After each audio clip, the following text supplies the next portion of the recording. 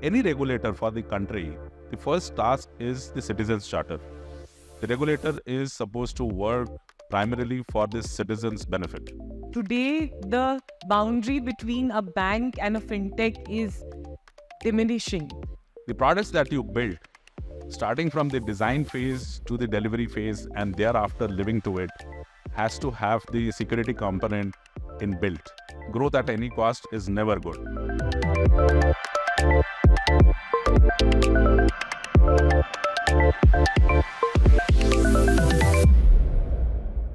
Perfios is a startup, is a B2B fintech startup that each one of us should know, must know, because it's a profitable fintech startup from India. And Sabyasachi, with that, I would say that, maybe, just start with telling all of us about Perfios and what you're doing. We are a B2B SaaS product technology company serving in the financial domain. That means we work with all the financial players in India and 18 other geographies. We started way back in 2008, so journey has not been so easy. It is not a 24 months journey. It's a 15 years almost journey. What we do for our living is whenever you are trying to kind of applying for any financial product, pretty much we are touching your lives in some form or the other. By that, what I mean is, I'm sure most are youngsters here. You would have applied for a card, or you have a personal loan, you drive a car, so you have an auto loan. You also might have a home, so you would have taken a home loan. You also have an account in some banks, or you travel abroad. Most importantly, I'm sure some of you used Uber, Ola to come here, and more often than not, you would have used GPay to make that payment. All of this, in some form or the other, uses Perfios behind from a technology standpoint. That's what we do. Yeah, so basically, Perfios works with all the banks, and I'm always looking at how a startup, a tech startup, and a B2B start, and of course, we'll ask you about this, has gone on to build that credibility, because we all know that it is not easy if you don't come from a certain place to build that kind of customers in all the banks. Now, my question is, today we were talking to Dilip Asbe in the morning, and he said that there's so many opportunities still to go after when it comes to fintech and when it comes to building businesses and large businesses out of India. Sabyasachi, you are in this space. You've been a banker before. Now you're running Perfios. What are some of the key opportunities that you see in the market today? And this would be relevant for everyone. And second is that, in that context, I know what Perfios' vision is, and I'll ask you about that, is how do you see scale? Again, after that, if you can give a context in your business. The first thing is, if you're operating in a segment, any kind of business works on trust. That's the fundamental. But if you are working in any regulated space, which is financial domain, highly regulated space, the first component that matters to anyone, and for you and me, imagine, would we give our money or keep in a bank where we don't trust that bank or an institution? The first factor to build trust is actions speak better than words. So it's the primary execution that you do on the ground. By that, the products that you build, starting from the design phase to the delivery phase and thereafter living to it, has to have the security component inbuilt. I don't think, because today somehow the environment is such where it's a very volatile environment, dynamic environment. Every day there are global challenges that come across to all of us and hit us. We feel that trust has become important. No, it was there, old age. Historically, that people believed that in financial world, what matters is trust. And to do that, the first thing that you have to think about is, how do you deal with your consumers? In our case, it is because we are a B2B organization, our consumers are largely financial institutes, which are either the banks or the NBFCs or the fintechs or the capital market players. But their task is to put that trust forward to the consumers like you and me. So in turn, that means that every product that we design, we have to think of what are the components of trust that has to transpire to the last level. What does that mean? That is the product secure because we deal with data. How is the data layer being built? What are the technologies that is being used?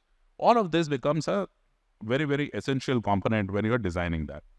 Second, is it business or product or sales at any cost? That's my favorite thing I keep saying. Growth at any cost is never good. So you need to have very, very basic fundamentals. We are seeing that in the fintech space, in your space.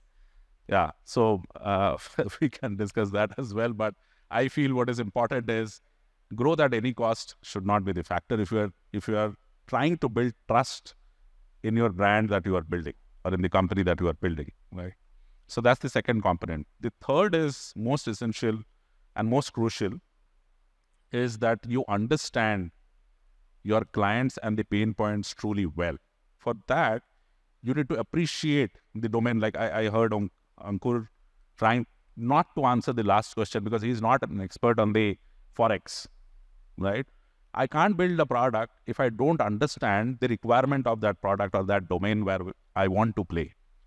So I need to, it's very easy to get carried away with the latest trends of technology that we hear every day or see in our social media. Oh, this technology has come, you can use this. Do you understand what that use can result to? You can only do that when you appreciate the technology fully and the domain for which you want to use that technology fully. Most of us jump into it without understanding, and hence you do not build trust ultimately. So if these three components are there, I think we can beautifully stitch in the trust and deliver it to whosoever the consumer is, whether it's a B2B customer or a B2C end consumer. And that's what we have focused throughout while we build the company. Yeah, so this year a lot of companies have announced that they're going for IPO. We have Swiggy, as in we have so many. I can name many, many of them. I want to understand what is Perfios's plan. We need definitely one more IPO in fintech space. So tell us about that. And second is, okay, first you answer this, then I'll ask you about something else. So where is the plan to? Sure. So I think as a company, our focus has been always on few things. Constantly build innovative, disruptive products. So I think that is the first component we focus on. Second, how do we grow our business through different things? Meaning, one is product strategy. Second is the geography that we want to expand ourselves to. And third, are there adjacent areas where we can build something which we see a lot of problems remaining unsolved? So if all of these three we focus, I think the natural progression can be an IPO, can be something else. So we are not running for that. That's a natural byproduct. And that byproduct is because of the three line items that I spoke about, focusing on those for growth and sustainable growth. If we see sustainable growth, IPO can happen, may not happen. Even if it doesn't happen, we keep focusing on the growth and a profitable and a sustainable growth. That's what I would say. There was a meeting the finance minister did with fintech startups. And she's called out that the regulators will every month meet regularly startups, because there's this whole thing that there's a lot of regulation coming in the fintech space, and to innovate, we need a little bit of free hand, and then that's not there. So it's a gray zone right now as far as startups are concerned. What do you have to say? And as a fintech player, what do you have to say about the regulations that are coming? Okay, so first I want to demystify the myth that exists. Regulations were always there. We misinterpreted, or we did not choose to interpret in the way we should have. Number one. See, the banker in you is answering this. Maybe. Yes. Maybe that's the banker in me, but the regulations always existed. Yeah. Right? Yeah. Second, while the regulations or the regulator has given a free hand, it's like a parent giving a free hand to the kid. But when you see that the kid is going or choosing the wrong direction, you again need to course correct and bring your kid to the right side, right? That's what regulator's task is. So if there are people who would not follow the course, which is supposed to be followed, then there will be a course correction. And third, I think any regulator for the country, the first task is the citizens' charter. The regulator is supposed to work primarily for the citizens' benefit. So if you keep all these three things in mind, I don't think something is changing drastically. It's just being reinforced again. Yeah, and we have to also call out that India is, all said and done, we are one of the most financially Absolutely. safe markets, and we have been because of the regulations that Yeah, we've had. and people can call it that we are being conservative. Yes, conservative. But I don't think it's a conservative. It's the good thing out of the FM's meeting is, if you look at the positive side, is there is an appreciation clearly that the technology innovation needs to continue. Yes. The disruption needs to happen in the banking and financial space. The new players has to come up. And to facilitate all of this, there is a forum where you can discuss and voice out your concerns or the need of the attention that you need specifically to be discussed on a monthly regular fashion. So I would look at this as an opportunity to have a forum where you can voice out your things. This is a very proactive state for the finance minister to come out and meet startups. Sabyasachi, you work with all the banks and to me, banks have been also in a way very conservative. But today the boundary between a bank and a fintech is diminishing, because I was hearing from a recruitment firm that most of the banks are looking at hiring a large number of AI engineers, and they're all looking at building their own tech capabilities and teams. What do you have to say about this blurring boundaries, and how do you as Perfios read into this? Banking should stay, banks will stay or not, we are not sure. I feel from an India perspective, banks will stay. That's the first point. The form and shape can get redefined. Okay. And by that, what I mean is, so there will be newer technologies which will be used as an enabler to make the financial products available to the last person who is not being able to use the financial product in the way that you would want it to be used. Right. So when we look at banking, typically the people in the room, some of us belong to tier 3 or tier 4 town, but for whatever career sake, we have all relocated ourselves to tier 1 or tier 2 towns. So if you go back to your erstwhile hometowns, rural villages, you will understand what banking means to them. They truly have not seen the banking. And do they enjoy banking? The answer is no. They still go to the local money lenders or to their friends when they need money to borrow.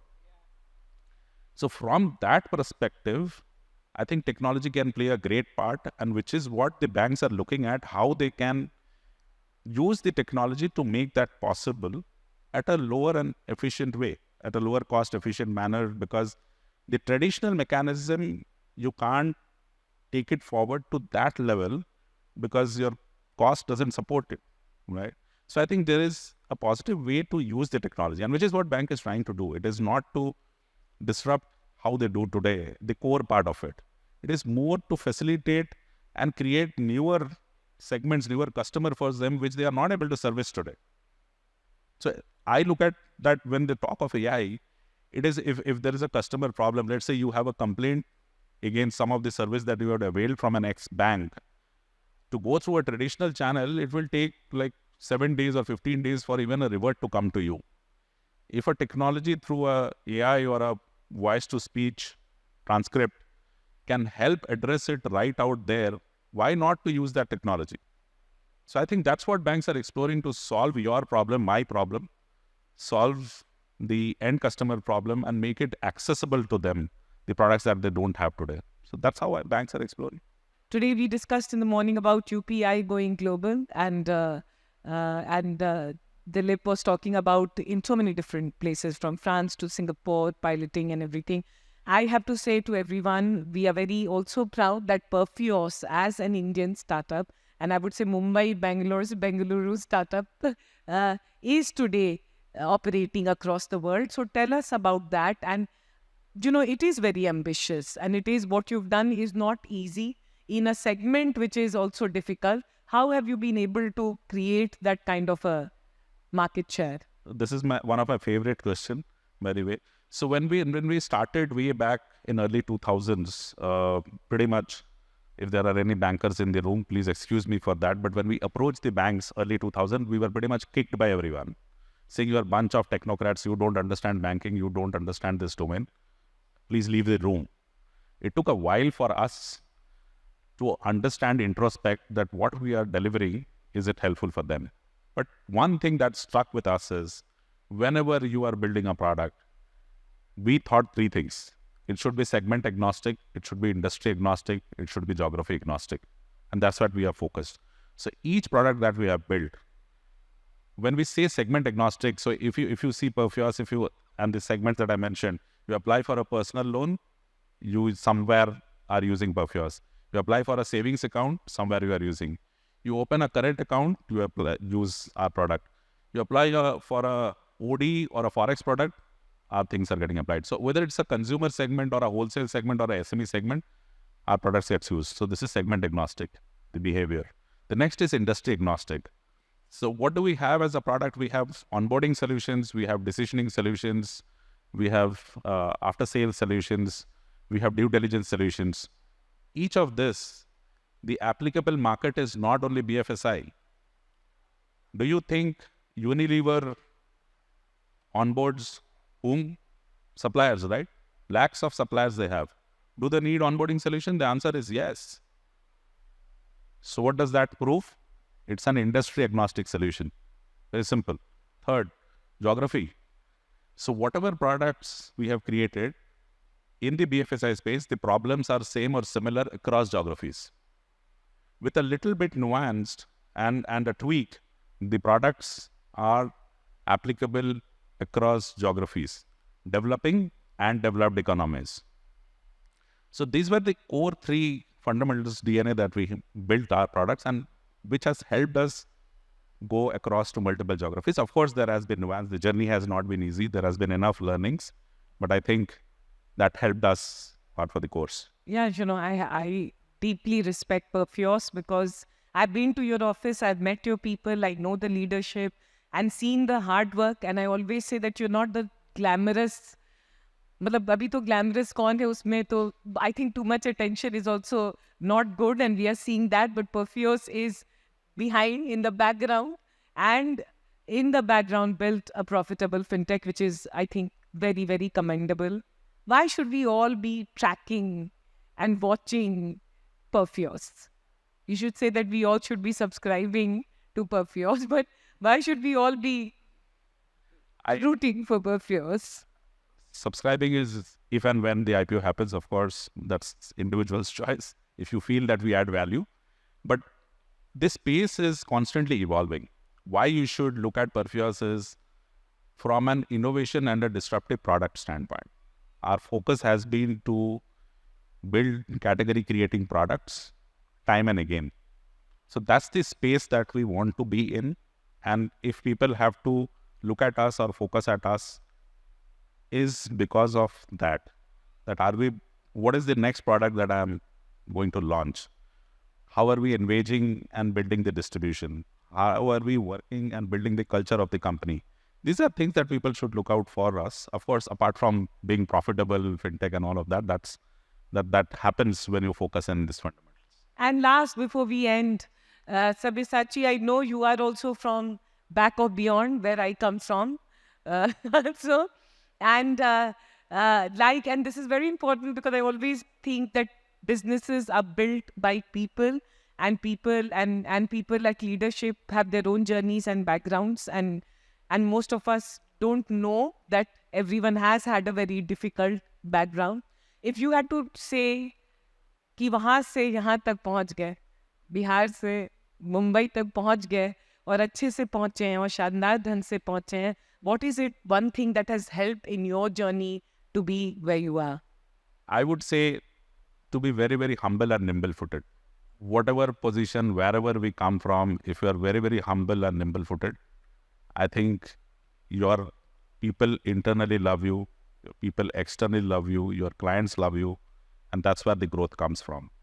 So it's all about people, and it's all about being very, very nimble and humble. There are suggestions. There will always be criticism. Welcome it, take it on your stride, learn from it, but still remain humble.